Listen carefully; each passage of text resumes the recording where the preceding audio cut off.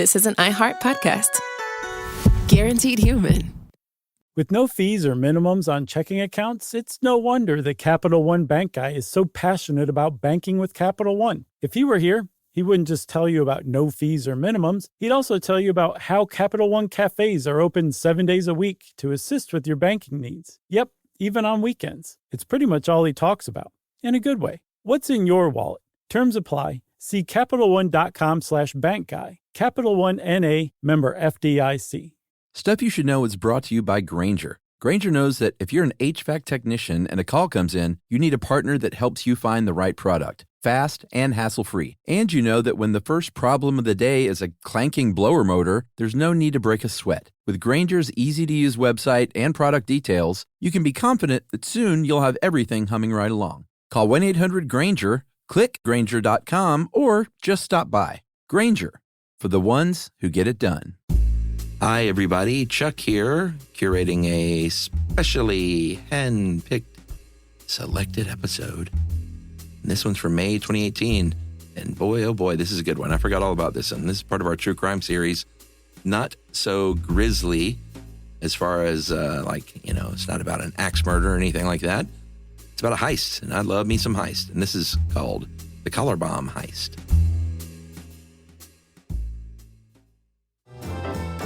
Welcome to Stuff You Should Know, a production of iHeartRadio.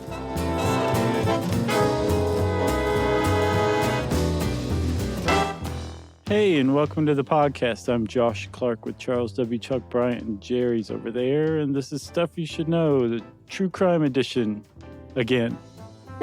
Yeah, we've done a few of these, right? True crime is so hot right now.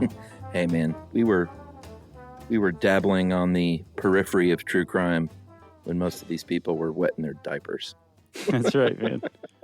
That is right. I'm glad somebody finally said it. We were occasionally doing a poor job of covering true crime 10 years ago. Mm-hmm.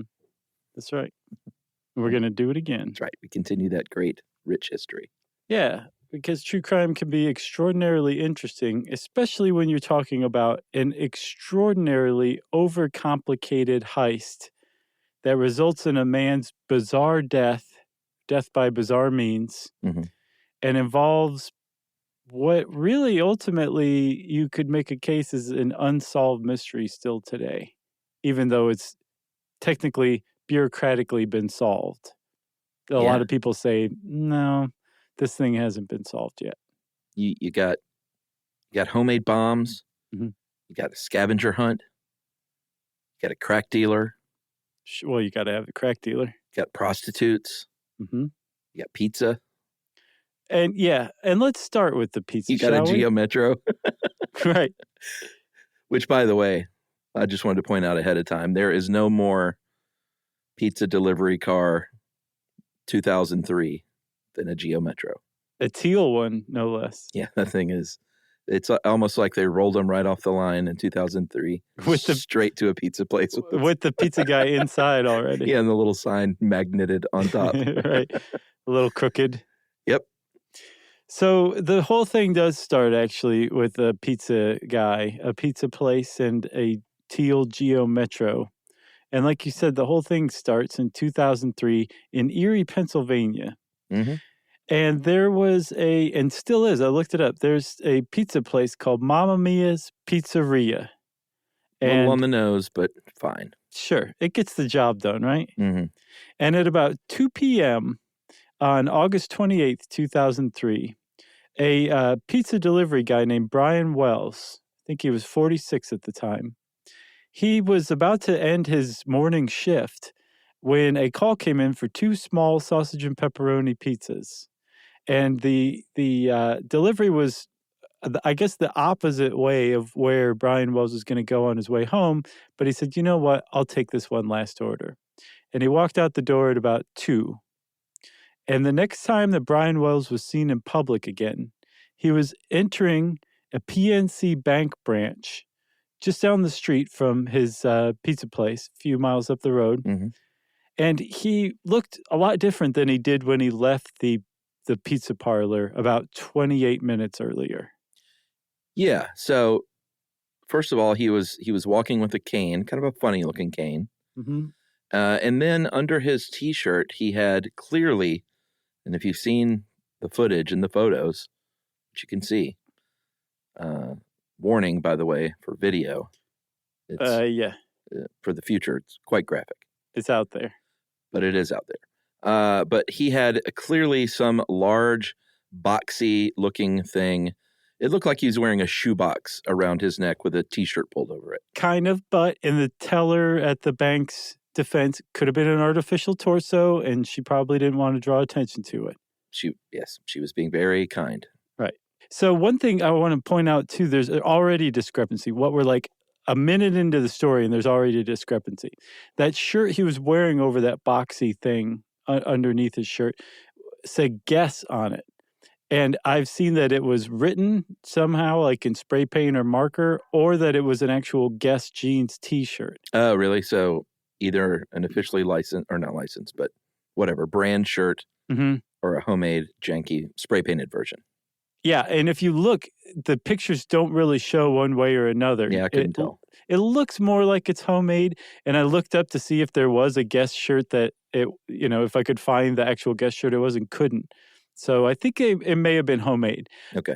Regardless, he's wearing this shirt that says Guess on it, and he walks up to the teller, and he hands the teller a note. And the note says, I have a bomb. Get everybody who has access codes to the safe together and put $250,000 into a bag and bring it to me. I think he said you have 15 minutes to do this. Yeah, which kind of a long time if you're a bank robber. It is. It's like almost like luxurious amount of time. I would have said like 60 seconds. Yeah, or this should have happened yesterday. Chop, chop. Right. So he stands back and waits, apparently grabs a dum-dum lollipop out of the little basket while he's waiting. Because why not? And the teller says, sir, we don't have, we can't get into the safe. That's just not how things work. I'm sorry. But as a consolation prize, I'm going to put $8,702 into a bag for you right here and send you on your way, okay? Yeah, and importantly, we did not mention, he lifted his shirt up and showed this teller right. This bomb, what's called a collar bomb, strapped around his neck. Right. So he walks out of the bank, a free man. And the next time that he's seen in public is about 15 minutes later. And he's seen in public by some Pennsylvania state troopers who are on the lookout for this guy. And he's still wearing that shirt. He's still got the big bulge. And he's standing around his Geo Metro parked in a parking lot that is actually shared with that PNC Bank and a McDonald's. And he's in a parking lot right there. So basically, he left the bank robbery and went about 100 to 200 feet away from it. And that's where he was found like a full 15 minutes later. Yeah, so these copas, these troopers come over, and he says, "Hey guys, this is a bomb around my neck. A group of black men chained this bomb around my neck at gunpoint, forced me to rob this bank for them. I'm not lying here. This thing is gonna go off." So the cops call the bomb squad, and they do. I saw, the family of Wells is still angry about the fact that she says they did nothing to save them. But I would be too. By the way, we should shout out Wired Magazine. Oh, yes, we really, really should. A lot of this came from a great, heavily researched story by Rich Shapiro from about 8 years ago called The Incredible True Story of the Collar Bomb Heist. So thank you, Rich, for your work. But the dude's on the ground. I kind of remember this happening because when I went and looked at the still images, I was like, wait a minute, I've seen this footage. Right. Yeah. And it's this guy sitting on the ground with this thing around his neck, kind of just waiting, seated on the pavement for about 25 minutes. He says very interestingly, like, did you call my boss at the pizza place? And then all of a sudden this bomb starts beeping fast, which is never a good sign. And when I was reading the story, I thought, well, that's just a ruse. But no, this thing detonated and killed him. It blasted a hole in his chest. It did not blow his head off like the internet says. No. But it was a violent, awful death. Yeah, it was. And it was pretty quick. And then 3 minutes after the bomb goes off, the bomb squad showed up. So he's dead. This guy, Brian Wells, is dead. And the whole time he was protesting. He's like, I was forced to rob the bank. Are you guys going to get this off of me or what? He said something like, did you call my boss? Because apparently he was a very loyal employee. He'd been working at Mamma Mia's for how long? Like 10 years or something like that? I don't know. For years and years. And he'd only called in late once, not even sick, late once when his cat died, said Rich Shapiro in that Wired article.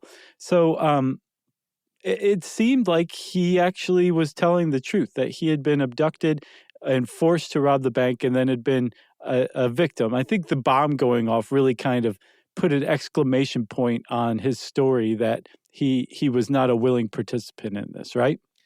Yeah, so the cops obviously check out that Geo Metro and its sweet, sweet styling, and they saw his cane in there. It turns out the reason why the cane was funny looking is because it was also a gun.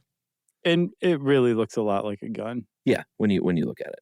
The bomb was clearly homemade. It had a couple of different parts to it. It was this banded metal collar that he wore around his neck. It was like locked to his neck, had 4 keyholes, and then a combination lock. Yeah, it was really locked to his neck. And then an iron box with 2 pipe bombs loaded up, ready to go. And then, interestingly, and this will figure, put a pin in this one because this will figure in the case later. It had 2 kitchen timers in there, in addition to an electronic countdown timer. Yeah, which was, I guess, the thing that started beeping faster and faster. Yeah, and then some decoy wires. You always got to have those if you're making a bomb. Sure, but I mean, like, that's pretty smart. So there's decoy wires. There were apparently also stickers that said, like, don't do it, or, skull and crossbones, or rat poison, whatever. Skinny and sweet. Yeah. And, that's a good 9 to 5 reference, man. I just saw that the other night. So it was a homemade bomb, but it was, by all accounts, a well-made bomb, too. And it worked, which I think is one of the big questions about any homemade bomb is whether it will actually work or not. And this one worked with deadly effect. That's right. So the most important thing they found in this car, though, were some letters, some handwritten notes addressed to bomb hostage. So one of them said, I mean, these were instructions basically on what this guy should do, which further kind of cemented like, hey, this guy's probably telling the truth. It said, Go rob this bank of $250,000. And then, very strangely, outlined this little scavenger hunt, basically, to where eventually you will land upon the keys and combination to get you out of this thing by going all over town and finding these various hidden notes. And at the last note, you will be able to free yourself. Yeah, the last one will give you the keys and the combination. But you better hurry because you have a limited amount of time. If you stop and think, you're going to waste time and you're going to die. We can detonate this remotely and we're going to be following you. It was written pretty crazily. Have you read any of the note? Oh, yeah.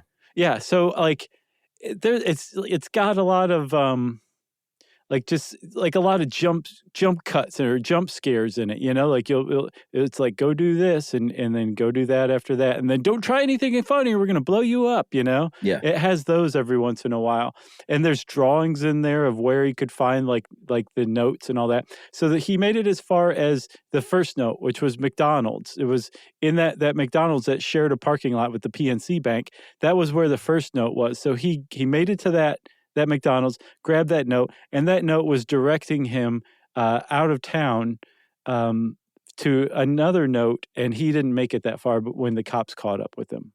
Yeah, so the scavenger hunt was, like you said, he had gotten just to the one place. So the cops then say, well, here's what we're going to do. We're going to complete this scavenger hunt. They were like, whoa, you just blew my mind. That's some great policing. Should we take a break? Sure. All right. Scavenger hunt has just started by the Copas. We'll be right back.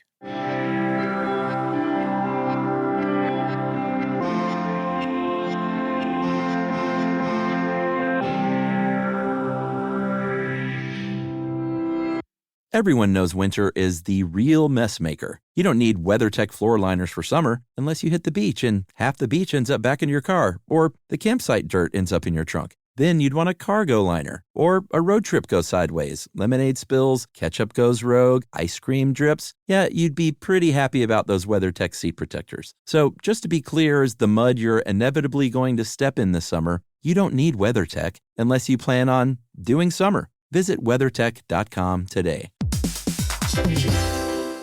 Hey everybody, here's a fact for you. In the United States, there is a break-in every 26 seconds, and that means that somewhere right now, an intruder is getting closer. And the problem with most security systems is that they only alert you after the break-in has started, and that's too late. Well, that's what makes SimpliSafe different. They use alerts. SimpliSafe's US-based live agents, they identify threats on your property and help deter them before they actually break in. So the intruder never gets into your house. The crime is stopped before it even starts. That's right. And another great thing about SimpliSafe is they have no long-term contracts. They give you peace of mind and great value with their monitoring deterrence plans because they just start at about $1 a day. Yeah, SimpliSafe sent us a setup years back, and I still use mine every day. Yeah, and apparently setup, you can do it by yourself in under 30 minutes, so it's a really good value and it doesn't take long. So if you want to experience the SimpliSafe peace of mind, you can take advantage of the SimpliSafe discount offered to Stuff You Should Know listeners. Right now, you can get 50% off your new system by visiting simplisafe.com/stuff. That's half off at simplisafe.com/stuff. There's no safe like SimpliSafe.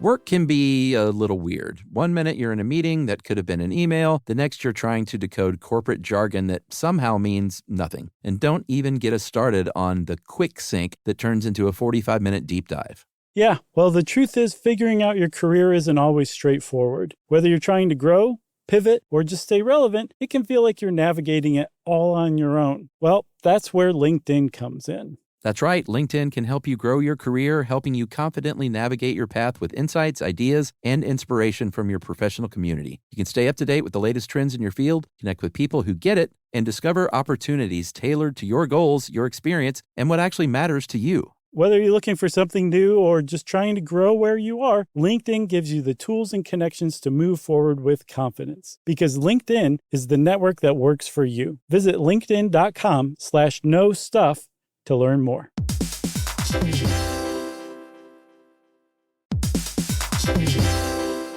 Hey everybody, we're here to talk to you about Wayfair, who believes that spaces should be functional, they should be comfortable, they should be well designed, and they can be well designed by you with their help. Your updated space should feel more comfortable, inviting, and practical for everyday use. And we're talking about outdoor seating. We're talking about grills. We're talking about major appliances. If you need storage solutions, Wayfair can help you out. Patio lighting, rugs, decor. It is your one-stop shop for home. Yeah, I mean, it's getting nice out, so it's time to think about living outdoors for the next few months. And Wayfair knows that outdoor furniture, it's heavy, it's intimidating to assemble. So Wayfair has stepped in and said, we're going to handle the hard part so you don't have to. That's right. You can shop Wayfair Verified, your shortcut to the good stuff. And that means their team of product specialists are going to vet everything by hand using a 10-point inspection, testing things like, quality materials, functionality, and features, and even how long it takes to build that piece of furniture. And the overall experience save time, reduce hassle, and improved convenience. Patio season is here, and these deals won't last. So head to wayfair.com right now to get your outdoor space ready for way less. That's WAYFAIR.com. Wayfair, every style, every home.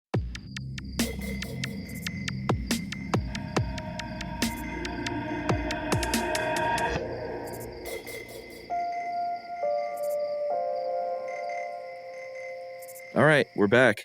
So the scavenger hunt's still on, Chuck.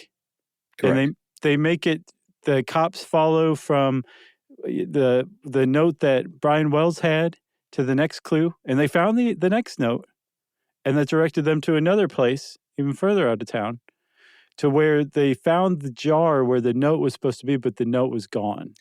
Yeah, and they don't really know what that means. They didn't know if it was just something to keep them busy, preoccupied. They didn't know if the person who was designing the scavenger hunt got interrupted or knew that the cops were around and they were doing it sort of in real time. Mm-hmm. But at any rate, unfortunately, the scavenger hunt just kind of fizzled out because that was kind of a cool part of the story. Yeah, it really was. It was like, it's one of the things that makes this it's just an incredibly bizarre crime. Yeah. Why the scavenger hunt? It's going to keep coming up again and again, right? Yes. So when the scavenger hunt ran out, the trail actually went cold. The case started to get cold for a few months. The cops sniffed around Brian Wells, tried to figure out, why him, what happened with him, and they went back to his place of employment, and they kind of checked out the kind of person he was, right? Yeah, and they very smartly said, "Well, wait a minute. Why don't we check out what that last delivery was supposed to be? There may be a clue there." And it was an interesting place. You could only get there by dirt road, and it was right next to a TV transmission tower in a kind of a remote wooded area. Right. And cops combed the area, found shoe prints that matched Wells. They found those classic, iconic Geo Metro tire tracks Right. that everyone recognizes by sight. But there really weren't any more clues as far as the cops were concerned at that location. So where the cops had found a dead end, a reporter and photographer for the Erie Times News went and did a little investigating of his own and saw this house, next door where the pizza was delivered and said, well, I'm just going to go knock on the door. Mm-hmm. This guy answers the door, and his name was Bill Rothstein. And he actually said, you can look around if you want. He's 59 years old. He's a handyman, wasn't married, had lived there his whole life. And apparently he seemed really smart, had a very articulate way of speaking, and apparently was fluent in several different languages. Mm-hmm. And the journalist kind of did a little poking around and didn't really see much and took off. But he made contact with Bill Rothstein. He's the first person that kind of went a knocking. Right. But nothing came of it. And the cops, as far as I know, never went and met with Bill Rothstein, even though his house was right next to the delivery place where Wells was supposedly accosted, right? Yeah. And then like I said, the case has gone cold by this time. If a couple months have gone by, you've got this crime, this very public caper that's captured the public's attention.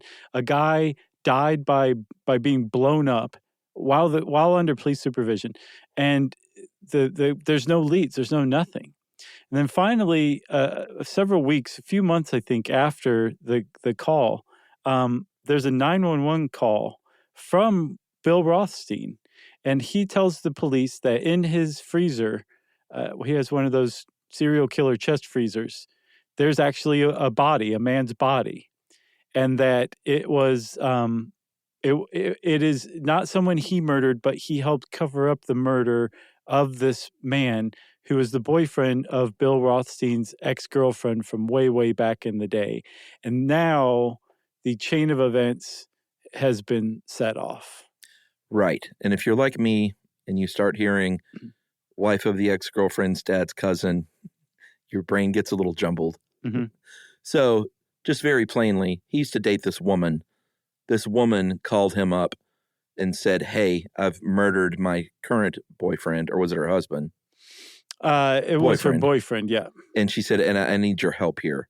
I blasted him with a shotgun, and I know we dated, 20 years ago, but will you come help me out? Because they were still in contact, I guess. They remained friends. I guess so. And this racked Bill Rothstein, apparently. He thought about committing suicide, apparently. There was even a note they found, mm-hmm. a suicide note. But he maintained, like you said with the cops, that he didn't have anything to do with anything but most of the cleanup. The cleanup, getting rid of the murder weapon, and then holding on to the body.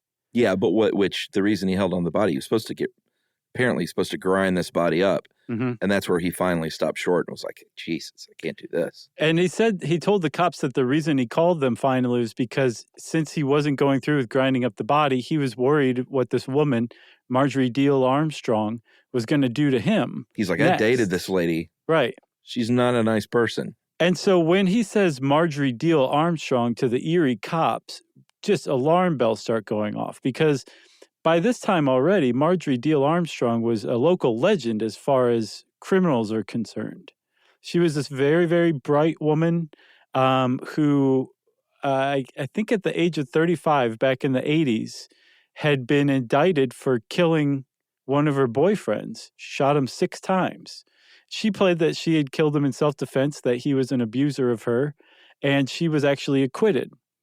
A few years after that, she was married to a guy named Armstrong, and he showed up at the hospital with a head trauma and actually died of a cerebral hemorrhage.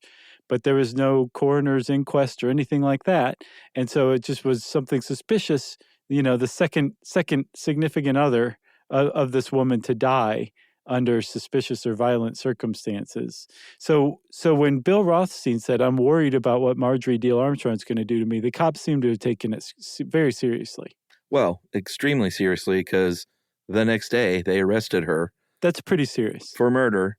And about a year and a half later, a little short of that, she pled guilty, but mentally ill. She was sentenced to 7 to 20. And then Rothstein, for his part, eventually died of cancer in 2004. Right. And so you said that he had considered killing himself and even wrote a suicide note, right? Yeah. There's something very, very odd on Bill Rothstein's suicide note. And again, he didn't kill himself. He died of cancer, but he was able to actually show the cops where his suicide note was, and they read it. And the first line of it, from what I understand, was, "This has nothing to do with the collar bomb heist or the Brian Wells murder." Yeah, that's it's a weird thing to put if you had nothing to do with that, Right. That's just a very odd thing to do. It's like when the cops come in and you go, "There's nothing under the bed. Don't there's no reason to look there." Right. They said, "We just want to make sure your fire alarm is working." Yeah, exactly. Part of a community service. Cool, but the bed's fine. Right. So that is a very weird thing to say, and that definitely piqued the interest of the cops. But like you said, the cops convicted, or the state convicted Marjorie Diehl Armstrong of the murder of James Roden, or Jim Roden, right? Yeah. She's already in prison. And when she's in prison, somehow, this is what I'm unclear on, somehow it comes up, or she starts talking or something like that, that Jim Roden's death very much had to do with the Wells case, with Brian Wells' murder, this collar bomb heist, and that she knows a lot about it. And if they'll transfer her to a minimum security prison close to Erie, she'll start talking. Yeah, she asked for the old Hannibal Lecter treatment. So is that how it came up? Like she approached them? Because I'm unclear on that. I mean, I think so. This is in the Wired article. It said that that there was a phone call from a state cop who had just met with her about something unrelated, like a different homicide. And she just, and it kind of makes sense though now, actually, as we will learn, she talked a lot. Yeah, a lot. So it doesn't surprise me that another cop was just meeting with her about something unrelated. She's like, "By the way, that whole collar bomb thing, I got all the skinny on that." Right. So there's a couple of things going on here by then. By the time she calls the cops have already spoken apparently with several informants that have shared cells with her or spent time with her in jail already, who are saying like, this lady is the mastermind of that collar bomb heist that's making you guys look bad. Yeah, and eventually, when they met with her about this, she admitted that she was involved, but she didn't admit she was involved in the plot, but she said, "I knew about it. I gave him those 2 kitchen timers." Mm-hmm. And I was really close by when it happened. Mm-hmm. And by the way, the guy who blew up with the collar bomb, Mr. Wells, he was actually in on it too. And Rothstein headed the whole thing up. Right. But for her Diehl Armstrong, she said, "But I had nothing to do with it. Even though I had all these other little things to do with it, I never met Brian Wells. I didn't know Brian Wells. I had nothing to do with his death, aside from supplying the kitchen timers. And knowing all about it. Right, exactly. So now it's just getting weird, right? Because there's the Jim Roden murder, who she says that she killed because he was abusing her, who Rothstein said she killed over a dispute with money, but she's saying is tied to the Wells case, and which she knows a lot about, but really nothing about and had nothing to do with. So the cops are like, well, let's just get this lady to talk all we can. And one of the things they got out of her was she agreed to a tour around Erie, showing them all these places where she had been. And these were all places that were related to the crime. Like, I believe she said she'd been at the pizza delivery site. I think she said she'd been within a mile of the bank when it was robbed. Like, all of this stuff, she's just like, they just keep giving her this rope, and she's just wrapping it around her neck again and again and again. And then finally, Chuck, at the end of this car ride, after she's been interviewing with the cops multiple times, giving them tons of info, what does she say? She asked for immunity at this point after she had basically completely incriminated herself. Mm-hmm.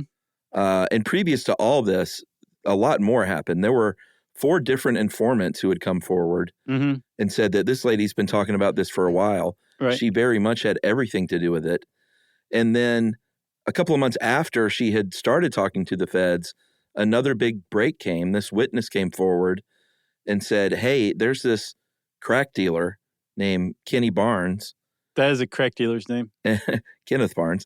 And he was involved.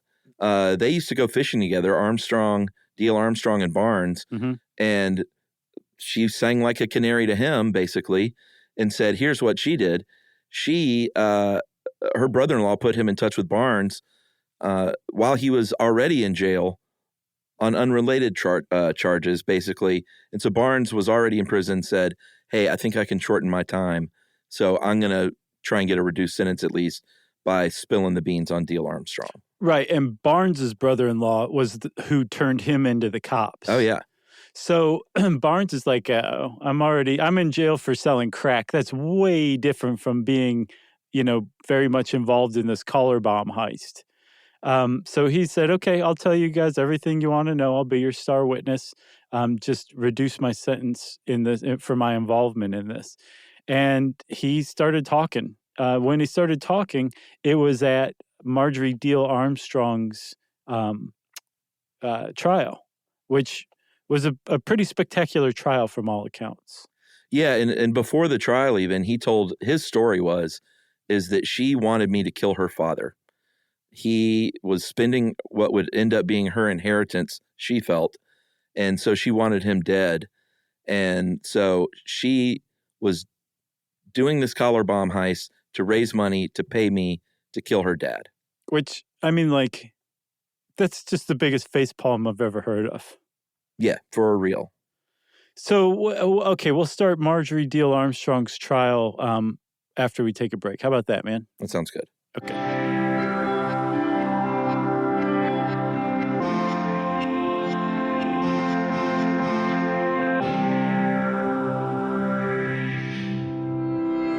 Everyone knows winter is the real mess maker. You don't need WeatherTech floor liners for summer unless you hit the beach and half the beach ends up back in your car, or the campsite dirt ends up in your trunk. Then you'd want a cargo liner, or a road trip goes sideways, lemonade spills, ketchup goes rogue, ice cream drips. Yeah, you'd be pretty happy about those WeatherTech seat protectors. So just to be clear, as the mud you're inevitably going to step in this summer, you don't need WeatherTech unless you plan on doing summer. Visit WeatherTech.com today.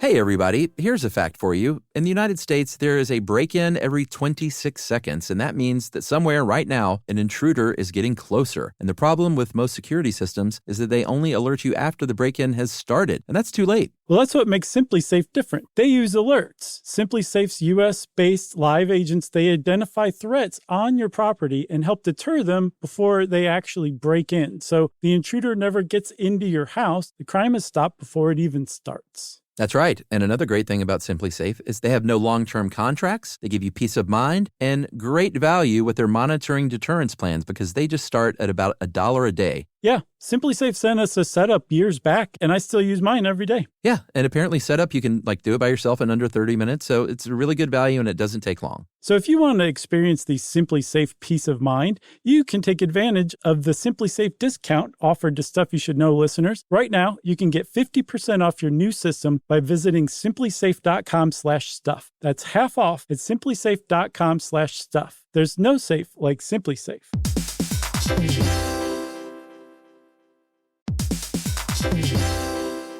Work can be a little weird. One minute you're in a meeting that could have been an email. The next you're trying to decode corporate jargon that somehow means nothing. And don't even get us started on the quick sync that turns into a 45-minute deep dive. Yeah, well, the truth is figuring out your career isn't always straightforward. Whether you're trying to grow, pivot, or just stay relevant, it can feel like you're navigating it all on your own. Well, that's where LinkedIn comes in. That's right. LinkedIn can help you grow your career, helping you confidently navigate your path with insights, ideas, and inspiration from your professional community. You can stay up to date with the latest trends in your field, connect with people who get it, and discover opportunities tailored to your goals, your experience, and what actually matters to you. Whether you're looking for something new or just trying to grow where you are, LinkedIn gives you the tools and connections to move forward with confidence. Because LinkedIn is the network that works for you. Visit linkedin.com/knowstuff to learn more.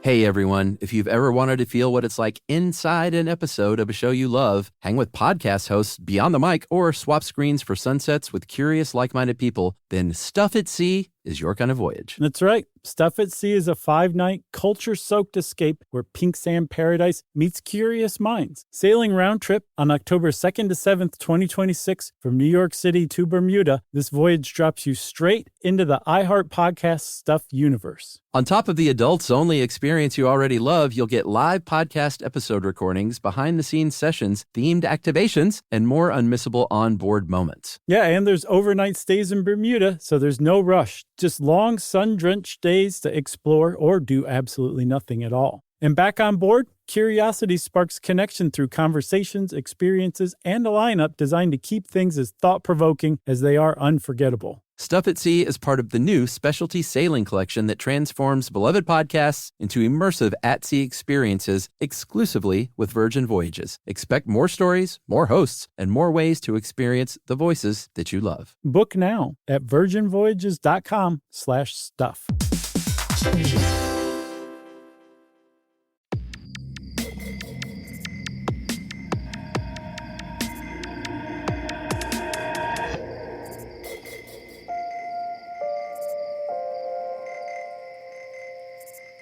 Okay, Chuck.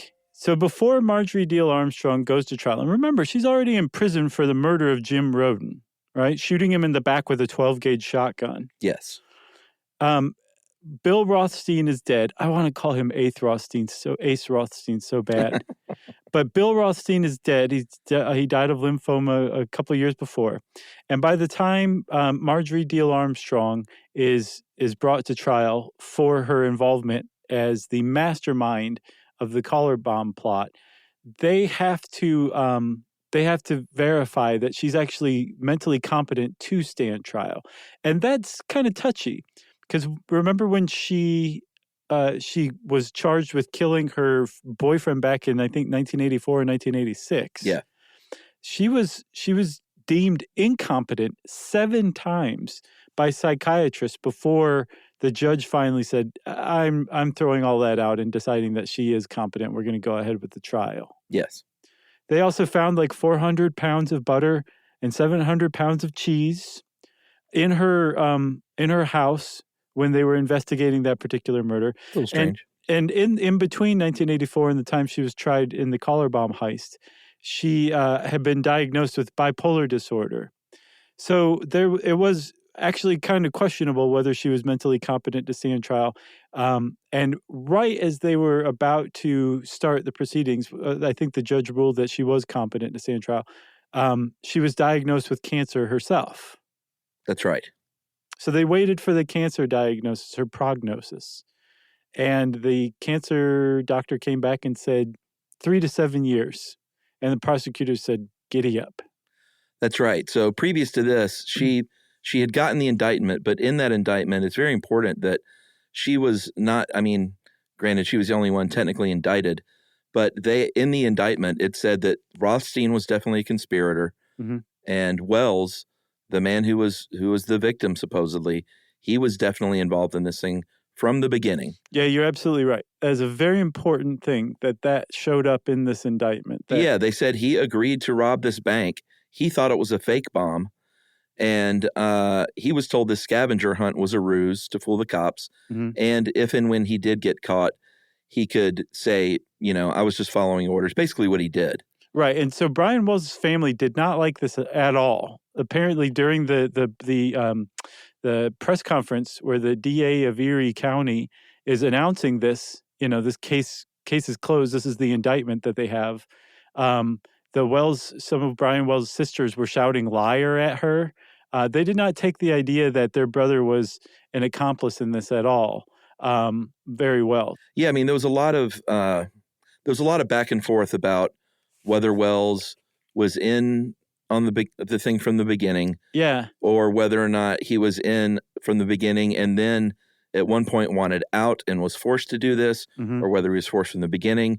Everyone's telling a different story, and basically the trial is where we will learn, if all that is true, what really happened.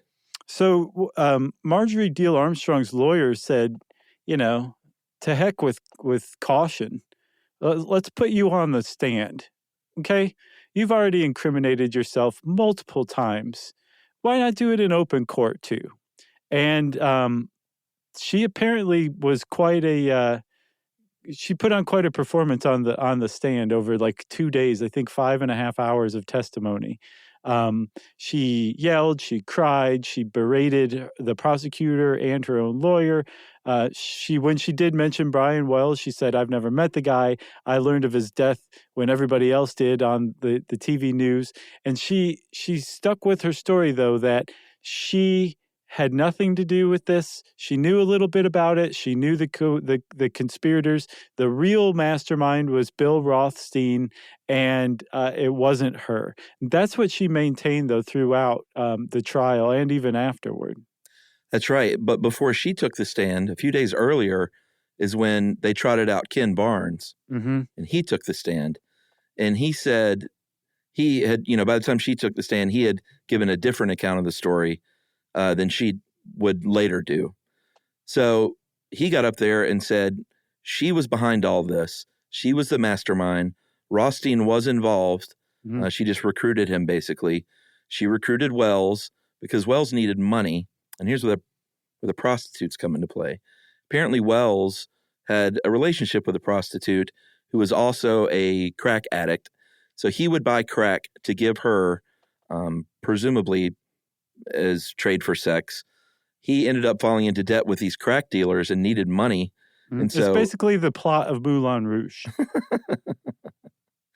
and he contends, Barnes did, that up until the day of the crime, Wells was thought this whole thing was fake, realized that it was a double cross, it was a real bomb, and he tried to run away Mm-hmm. and was tackled, and they put a gun to his head and locked him into this device. So imagine this, Chuck. Imagine being Brian Wells, and you're agreeing to put on what you are presuming is a fake collar bomb to go carry out a real bank robbery because you need money, because you're indebted to crack dealers because you borrowed crack from them to give to your girlfriend who's a prostitute who you have to give crack to be with.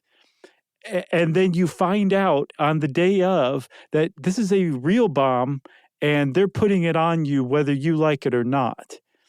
What a horrible turn of events for this poor guy. Yeah. I mean, that's just so sad, no matter how you slice it. And then if you take his family's opinion that he was 100% innocent, that he really was delivering pizzas and was accosted and had nothing to do with any of this, which I take with a pretty big grain of salt. I mean, that's just as bad. But it's bad either way, whether he was an accomplice at one point or not. It's super sad. There's a very sad thread that's running through this story in the form of Brian Wells, Well, yeah, and on the final day of her trial, at the very, very end of her taking the stand, is when she finally said that she didn't know him, never met him, Mm-hmm. and the first time she had ever laid eyes on him was on the news that day. Right. Basically, he and Marjorie Deal Armstrong are fishing, right? They're fishing buddies. He's somebody that she would turn to. And she's finding out that her father is blowing through her inheritance, and she wants to put a stop to it. And so she approaches Barnes to get him to kill her father. But to get that $250K that he says he will kill her father for, she's got to rob a bank. So she turns to her friend Bill Rothstein to come up with this collar bomb to put it on this other person, Brian Wells, who's going to carry this out. And oh, by the way, we're also going to come up with a scavenger hunt to either throw the cops off or to actually make Brian Wells feel more comfortable, give him some sort of cover in case he is caught. And that's what we're going to go with. Go team. And Marjorie Deal Armstrong said that's preposterous. That wasn't me. Kenneth Barnes said that's exactly what happened. And then Bill Rothstein wasn't alive to contradict any of it. That's right. So she's sentenced, right? She's convicted as the mastermind of this plot. Yeah, the jury took about 11 hours, and she was convicted of armed bank robbery, conspiracy, and using a destructive device in a crime of violence. That's a big one, I'll bet. I'll bet that carries a hefty sentence with it. Yeah, and she would die in prison, just like her prognosis said. She didn't. I think she lasted a few years. No, they gave her 3 to 7 years, and she lasted 7. Yeah, so she finally passed away, and that's kind of the end of the story. Even though there's a retired FBI investigator named Jim Fisher who said, "I think they got this all wrong. Mm-hmm. I think that Rothstein was the guy the whole time." And he makes a decently compelling case, but it's, everyone's dead now. Yeah, Jim Fisher's gone a little bit down the rabbit hole, if you ask me. Yeah, I mean, it's kind of hard to tell with literally everyone having died. But for his money, he thinks it was Rothstein. Yeah, and so there's probably not many people who are familiar with the case who would say that it wasn't Rothstein who built the bomb. But what Jim Fisher's saying is Bill Rothstein was behind everything. And Marjorie Deal Armstrong murdering Jim Roden was just like a gift that dropped in Bill Rothstein's lap that he could use to make all these puppets dance, including the cops. And that the whole point of it was to create this elaborate scheme, this elaborate crime that would puzzle people for years and years to come, which it's doing that. And that was the point. And that Brian Wells was going to die one way or another, right? Because I think the FBI said they concluded the whole scavenger hunt was a hoax and that Brian Wells was never going to survive this, didn't they? Yeah. So this is Jim Fisher's position. But like you said, now that everybody's dead, really the only question is, just how complicit was Brian Wells is the last big question. That's right. And then there's one other guy who seems to have got off scot-free named Floyd Stockton. Did you look into him? A little bit. So he's a guy who was there. He was there. He supposedly handed Rothstein the bomb to put around Brian Wells' neck. He was staying with Rothstein as a buddy on his couch, fleeing a rape charge in Washington. And somehow, for some reason, he got immunity and was not indicted, even though he was very much involved in this, and he got off scot-free. And Brian Wells' family is going nuts over the fact that this guy's out there walking free, that he was a part of this caper, and he didn't see a second inside of a jail. Yeah, it wouldn't surprise me if there were more people involved even. So what do you think? Do you think Brian Wells was complicit? And if so, how much? Oh, man, I don't know. I mean, it sounds like I kind of believe the story that they were all in it together and he was probably double-crossed. But this is just from reading about this thing many, many years later. Do you think Marjorie Deal Armstrong was the mastermind? I don't know. I don't know either. Maybe we'll never know. But we might. But probably not. You got anything else? I got nothing else. All right. Well, if you want to know more about the collar bomb case, you can type that word in the search bar of your favorite search engine, and it will likely bring up a very great article on Wired from Rich Shapiro. Read that. Start there. It's great. And since I said Rich Shapiro, it's time for listener mail. I'm going to go with one on emoji and John Adams. Hey, guys, enjoyed the recent podcast about the history of emojis and emoticons. Reminded me of a discovery I made in the diaries of John Adams that makes a historical figure who's sometimes described as aloof seem completely charming. When the future president was about 22 years old, he made an entry in his diary in 1756 saying, "A cloudy morning, about 10, and he drew a little sunshine, break out, a warm day." He uses a little line drawing on the sun that I always call an 18th century emoji. He liked the little creation so much he reused it a month later in the same diary, "A misty morning, little sunshine, break out about noon." On the Massachusetts Historical Society website, the text of his letters and diaries is faithfully transcribed, but in these cases, a parenthetical note tells readers that there are small drawings of the sun and advises them to refer to the scans of the handwritten page, where you can actually see this. Apparently, he grew out of his habit, though, because his later diaries do not use the adorable little sun. Keep up the great work. My wife and I host a local history podcast for Boston. Nice. And it's tightly scripted. Oh, man, he didn't even tell me what it was. I would have totally shouted it out. What? I know. Big missed opportunity there, Jake. Sad face. One of these days, we'll be confident enough to have an unscripted conversation like you guys do. And that is from Jake Sconyers. Okay, so everybody's look up Jake Sconyers' Boston History Podcast, and he'll probably bring it up, right? Yeah, probably so. Thanks a lot, Jake. Thanks for keeping up the good fight up there. That's pretty cool. Good story, too. If you want to get in touch with us like Jake did, tell us about your podcast, that's great. You can send us all an email to stuffpodcast@howstuffworks.com. And as always, join us at our home on the web, stuffyoushouldknow.com. Stuff You Should Know is a production of iHeartRadio. For more podcasts from iHeartRadio, visit the iHeartRadio app, Apple Podcasts, or wherever you listen to your favorite shows.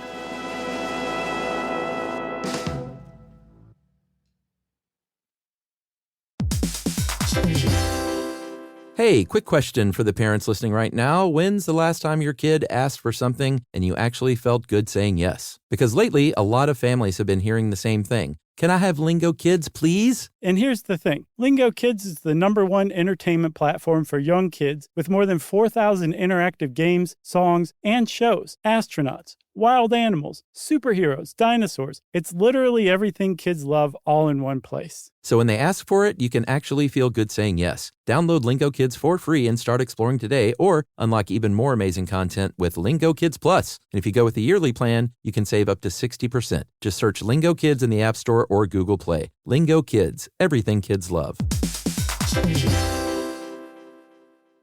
You know, you could be adored by everyone and still completely ignored by your cat. Trust me, I know. But if you feed your cat Sheba, you can go from being ignored to truly adored in 12 days guaranteed or your money back. Sheba has a full menu of products, appetizers, entrees, treats, even a kitten's menu. It's so cute. So Sheba has a product for even the pickiest eater. Like Sheba Puree, it's made with bone broth, they are chef-inspired flavors, it's got a smooth and creamy texture that cats love, and contains no corn, wheat, soy, or artificial flavors. It's food that your cat's gonna love. To learn more, check out Sheba.com. That's SHEBA.com. Stuff at Sea is a 5-night, adults-only sailing trip that brings the Stuff podcast universe to life on board. This voyage is a culture-soaked escape where pink sand paradise meets curious minds. Sailing round trip from New York City to Bermuda on October 2nd to 7th, 2026, this voyage drops you straight into the iHeart Podcast Stuff universe. On top of the adults-only experience you already love, you'll get live podcast episode recordings, behind-the-scenes sessions, themed activations, and more unmissable onboard moments. Learn more at virginvoyages.com/stuff. This is an iHeart podcast. Guaranteed human.